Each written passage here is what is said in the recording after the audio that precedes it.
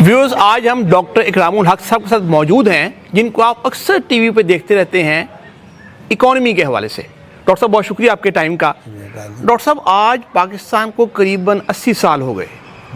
हमारा टोटल कर्ज और वाजिबात करीबन $350 बिलियन को 1,05,000 अरब रुपया है। ये आज से 26 साल पहले जब मुशर्रफ ने टेक ओवर किया तो ये था 3,000 अरब, यानी कि इसमें 35 गुना जंप आई है 26 सालों में। पिछले साल हमने 8,500 अरब करीबन अदा किया है सूद, जो हमारे वफाकी बजट का 47% बनता है। तो ये सब हम यहाँ पहुँचे कैसे? जी बहुत शुक्रिया। दरअसल पाकिस्तान में जो कर्ज़ों का मामला है वो ये है कि 18वीं तरमीम के बाद 2010 में जितना भी रेवेन्यू वफाक इकट्ठा करती है उसका 57.5% तो स्ट्रेट फॉरवर्ड ही चला जाता है सूबों को। ये रेशो पहले आपको पता है बहुत मुख्तलिफ थी, मगर 18th अमेंडमेंट का असल मकसद ये भी था कि जो बहुत से ऐसे सब्जेक्ट्स हैं जैसे हेल्थ है, एजुकेशन, एग्रीकल्चर, वो तकरीबन 18 के करीब ऐसी मिनिस्ट्रीज़ थी जो वफाक से सूबों को जानी थी।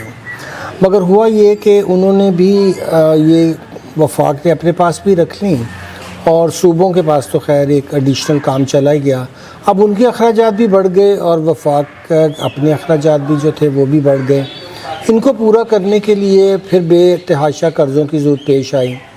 अब आपको याद होगा कि एक एक्ट भी पास किया गया जिसका नाम था डेट लिमिटेशन एक्ट। ये भी बाहर के जब सारे डोनर्स लैंडर्स के पास हम गए तो उन्होंने कहा कि भाई आप जिस तेज़ी से अपने एक्यूमुलेट कर रहे हैं डेट, तो ये पे कैसे करेंगे आप? क्योंकि बाहर के बहुत से ममालिक में लोग कई दफ़ा आर्गूमेंट करते हैं कि जी जापान का तो 350% है, अगर हम जी अमेरिका का देखें तो वो इतने 1000% है, हमारा गालिबन 80-85 जी इस वक्त 77.6%। अभी जो नई रिपोर्ट आई है डेट की, कल ही रिलीज़ हुई है। दरअसल वो ये बात कंपैरिजन करते हुए भूल जाते हैं कि उन मुल्कों की जो कैपेसिटी टू पे है वो अरोड नहीं हुई। अब ये मसला नहीं है कि आपका डेट कितना है, मसला ये होता है कि आपकी इकॉनमी कितनी तेज़ी से ग्रो कर रही है और आपको वापसी के लिए आपके पास ज़राए हैं। लोग ये भी आर्गूमेंट देते हैं कि एल्दाद साहब के देखिए हमारे पास तो इतने बड़े बड़े एसेट्स हैं, हम वो दे के कर देंगे। असल में ये पाकिस्तान का क्राइसिस ये है कि जो डेट ट्रैप है वो सिर्फ अब हम सूद की अदायगी के लिए भी हमें मज़ीद कर्ज़े लेने पड़ते हैं। जैसे अभी आपने फरमाया 8.2 जो था वो लास्ट में ट्रिलियन हमारा खर्चा आया, 8,200 अरब करीब। जी हाँ, 8.2 ट्रिलियन। अब ये अगर आप देखें तो किसको ये पैसा जा रहा है?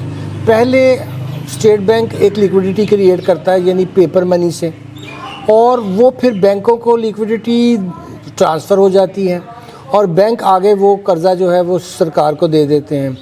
तो इफ़ेक्टिवली क्या हो रहा है कि जो हमारी टैक्स पेयर मनी है वो बैंकों के मालिकान के हाथ में जा रही है, ना कि उसका कोई फ़ायदा रियासत को होता। अब ये IMF ने क्यों करवाया? क्योंकि इससे पहले पाकिस्तान की हुकूमत बराह रास्त स्टेट बैंक से कर्ज़ा ले लेती थी, तो एक बीच में उनको मिडल मैन नहीं चाहिए होता था। इस पे जो उन्होंने एतराज़ात किए वो ये थे कि जी आप बेतहाशा उसकी जो एक पोजीशन है स्टेट बैंक की उसको गलत इस्तेमाल करते हैं, और इससे ये नुकसान होता है कि स्टेट को फिर कोई परवाह नहीं है कि कितना डेफिसिट है, वो उतने ही नोट प्रिंट करके तो अपनी ख़र्चा पूरा कर लेगी। इससे ये होता है कि जब मनी इन सर्कुलेशन आती है तो इन्फ्लेशन बढ़नी शुरू हो जाती है। ये सारे ही कैपिटलिस्ट मुल्कों की इकॉनमीज़ के अंदर ये बेसिक प्रॉब्लम है। इसीलिए आप देखते हैं कि कोई मुल्क दुनिया में आपको कैपिटल ऐसा नज़र नहीं आएगा जिसका पब्लिक डेट बहुत ज़्यादा ना हो, और पब्लिक डेट होने की वजह से ही दुनिया के अंदर कीमतें बढ़ती रहती हैं और एक स्टेज आती है जहाँ गरीब लोग जो हैं वो इन्फ्लेशन को भी टैक्स के तौर पे अदा कर रहे होते हैं, बिकॉज वो उनके जेब से तो पैसा निकल के किसी और की जेब में जा रहा होता है। तो ये सिर्फ ये मसला नहीं कर रियासत की अपनी, क्योंकि रियासत के पास तो बाहर के एसेट होते ही हैं, वो नहीं तो फिर नोट प्रिंट कर लेंगे। तो जो बहुत ज़्यादा लोग खौफज़दा होते हैं कि जी पता नहीं क्या हो जाएगा, हम शायद बैंक करप्ट हो जाएंगे, ऐसी बात रियासतों के साथ नहीं होती, चाहे बैरूनी कर्ज़े भी हों। हाँ, जब आप अदायगियाँ वक्त पे नहीं कर पाते, जैसे पाकिस्तान का बड़ा मसला एक्सटर्नल डेट में ये है कि हमारे पास डॉलर नहीं होते। अब जब डॉलर नहीं होते तो ऑब्वियसली हमें फिर IMF के पास जाना पड़ता है اور وہ ایک ایسا سلسلہ ہے کہ 25 دفعہ ہم IMF کے پاس گئے ہیں اور ہم نے اپنے حالات ٹھیک نہیں کیے اور ہیں. دوبارہ جانے کے لیے میرے خیال تیار ہیں. جی بالکل. اس بھی پروگرام کے نتیجے میں لگ نہیں رہا کہ ہم وہ اصلاحات کر سکیں گے جس کی وجہ سے ہمیں IMF کے پاس نہ جانا پڑے. جیسے لوگ انڈیا کی مثال دیتے ہیں کہ وہ ایک ہی دفعہ IMF کے پاس گئے اور پھر انہوں نے وہ اصلاحات کر لی, انہوں نے کبھی ضرورت نہیں پڑی. ڈاکٹر صاحب میں یہی آپ سے جاننا چاہ رہا تھا کہ یہ نسیمہ راؤ ورلڈ بینک کے پریزیڈنٹ تھے منموہن سنگھ, ان کو ریزائن کروایا, یہ غالباً ارلی 90s لیٹ 80s کی بات ہے. اچھا انہوں نے پھر آ کے انڈیا کی اکانومی کی سمت درست کی, ورنہ ان کا اس وقت حال ہم سے برا تھا, اچھا نہیں تھا.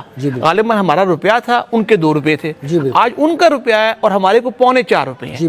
تو ڈاکٹر صاحب وہ کیا ریفارمز تھیں جو انڈیا نے کی 5, 7, 8, 10 جو ہم آج تک نہیں کر پائے؟ جی اس کی میں بیک گراؤنڈ عرض کرتا ہوں کہ پاکستان جسے کہتے ہیں نا لبرلائزیشن آف اکانومی, یہ پاکستان نے 91 میں شروع کی تھی. اور ابھی انڈیا جو تھا کلوز ڈور اکانومی تھا. جب ان کو بھی کرائسس آیا تو انہوں نے پھر کوشش کی کہ ہم IMF کا ایک پروگرام لیں, اور اس کے بعد انہوں نے ریفارمز 3 کی بہت بڑی. پہلی تو انہوں نے اپنے جو ٹیرفز تھے وہ سلیش کیے کہ تاکہ چیزیں جو ان کے ملک میں آئیں وہ سستی آئیں, اور ایسی چیزیں منگوائیں جس سے کہ وہ آگے اپنی پروڈکشن کیپیسٹی بڑھا سکیں. امپورٹ ڈیوٹیز کی بات کر رہے ہیں جی, انہوں نے بہت زیادہ مشینری امپورٹ کی, انہوں نے اپنی کیپیسٹی. دیکھیے پہلے انڈیا کی یہاں تک صورتحال ایسی تھی کہ وہ سیلف سفیشینٹ تو تھے, کافی حد تک وہ اکانومی اپنی ضروریات پوری کرتی تھی, مگر ایکسپورٹ ان کی اس لیے اچھی نہیں تھی کہ پروٹیکٹیو بہت تھے, باہر سے چیزیں نہیں آنے دیتے تھے اور اس پہ بہت ہیوی ڈیوٹی لگاتے تھے. یہ خیال ہوتا ہے ان اکانومیز میں جہاں لوگوں کا بہت عرصے تک سوشلسٹ ویو رہے, اور انہوں نے یہ کہا کہ جی دیکھیے پبلک سیکٹر ہم اس میں انویسٹمنٹ کریں گے اور باہر سے چیزوں کو نہیں آنے دیں گے تاکہ ہم اپنی اکانومیز کو پروٹیکٹ کریں. انڈیا میں ایک عرصہ تک آپ کو یاد ہوگا امبیسڈر کار ہوتی تھی صرف, اور اسی میں لوگ صرف ٹریول کرتے تھے, وہی بناتے تھے, اور باہر سے وہ گاڑیاں بھی نہیں امپورٹ کرنے دیتے تھے. اب دنیا بدل رہی تھی, کیونکہ جو آپ ورلڈ ٹریڈ کے اندر جب تک چیز لے کر اس کو بہتر کر کے ٹیکنالوجی لے کر آگے ایکسپورٹ کی کوالٹی پیدا نہیں کرتے, کیونکہ یہ وہ زمانہ ہے جب انڈیا کو پتہ تھا کہ اب چائنا بھی WTO کی وجہ سے مارکیٹ میں آ چکا ہے, اور اگر ہم ایسے ہی رہیں گے تو ہمارے پیسے کی بھی حالت بہت خراب ہوگی, اور ہم اپنا ایکسٹرنل جو اکاؤنٹ کے اوپر چیزوں کی پیمنٹ ہے اس کے لیے صحیح ڈالر نہیں کما سکتے. تو ایک تو انہوں نے کیا امپورٹ ڈیوٹی سلیش کی, جی دوسری انہوں نے یہ کیا ریگولیٹری کنٹرول ختم کیے, اور یہ کہا کہ اب پرائیویٹ سیکٹر جو ہے وہ پبلک سیکٹر کو جو ہے وہ ریپلیس کرے گا, اور وہ ایفیشنسی کی بنیاد کے اوپر جو ہے وہ انڈسٹریز لگائیں گے. اور اس کے لیے انہوں نے یہ فارمولہ کیا کہ اگر باہر سے کوئی بھی آئے گا تو وہ کم از کم 50% شیئرز جو ہے وہ انڈین کمپنیز کو دے گا. سو آپ دیکھتے ہیں وہاں سوزوکی ماروتی شروع میں آئی, وہاں لہر پیپسی آئی, یہ بڑی بڑی جو کمپنیز تھی ان کو آنے کی اجازت تو دی, مگر ساتھ میں ایک نیشنلسٹک پوائنٹ آف ویو بھی رکھا کہ وہ لوکل کمپنیز کو بھی شیئرز دیں, جو ہم نے نہیں کیا.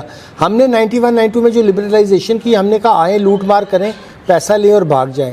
انڈیا کی یہ جو صحیح ریفارم تھا وہ یہ تھا کہ اپنے انفراسٹرکچر کو باہر کی ٹیکنالوجی سے بہتر کرنا, نئی سے نئی چیزوں کو انٹروڈیوس کروانا, ٹیکنالوجی کی طرف جانا, مگر ساتھ میں ہر حالت میں ان کمپنیز کو یہ اجازت نہ دینا کہ وہ منوپلیز بنائیں, بلکہ وہ انڈیا کے اندر ٹیکنالوجی ٹرانسفر کریں, لوگوں کو ٹرین کریں, اور اس کے ساتھ ساتھ جو لوکل ٹیکسز ہیں, یعنی باہر کے تو ٹیرف سستے کر دیے, لیکن ملک کے اندر جو ٹیکسیشن تھی اس کے اندر ہماری طرح ایگزمپشنز نہیں دیں کہ جی چونکہ باہر سے کمپنی آ رہی ہے تو اس کو 20 سال کی ایگزمپشن دے دو.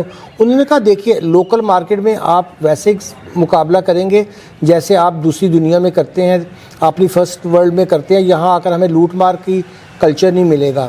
اس لیے ان کا پبلک ریونیو بھی ٹھیک رہا, ٹیکنالوجی بھی ٹرانسفر ہو گئی, انفراسٹرکچر بھی بہتر ہو گیا, اور اب دیکھیے کہ وہ دنیا جہان کی سب سے اچھی گاڑیاں جہاں جیسے دنیا میں بنتی ہیں وہ بھی بنا رہے ہیں, اپنی ضرورت بھی پوری کر رہے ہیں اور باہر بھی ایکسپورٹ کر رہے ہیں. تیسری چیز کیا کی انہوں نے؟ تیسری چیز انہوں نے ہیومن ریسورس پہ بہت زور دیا کہ جب یہ کمپنیز آئیں گی تو جو ٹیکنالوجی لے کر آئیں گی اس کے ساتھ اس کے اسکول بھی ٹریننگز کے بنائیں گی. تو آپ نے دیکھا کہ ان کی ITs کی بیس ہو, چاہے ان کی میکینیکل انجینئرنگ ہو, چاہے ان کی الیکٹریکل انجینئرنگ ہو, یا اور شعبہ جات جس میں انڈسٹری چلتی ہے. ہم نے انڈسٹریلائزیشن کی طرف توجہ نہیں دی. انڈیا کا سب سے بڑا جو ریفارمز تھا وہ یہ تھا کہ انہوں نے فاسٹ انڈسٹریلائزیشن کی, نئی ٹیکنالوجی استعمال کی, اور باہر کے جو ڈائریکٹ انویسٹمنٹ آئی اس کو بھی چینلائز کیا کہ آپ اس کا ایک پروفٹ میں بھی حصہ ٹیکس میں تو دیں گے ہی، ساتھ میں لوکل کمپنیز کو بھی اپنا پارٹنر بنائیں گے.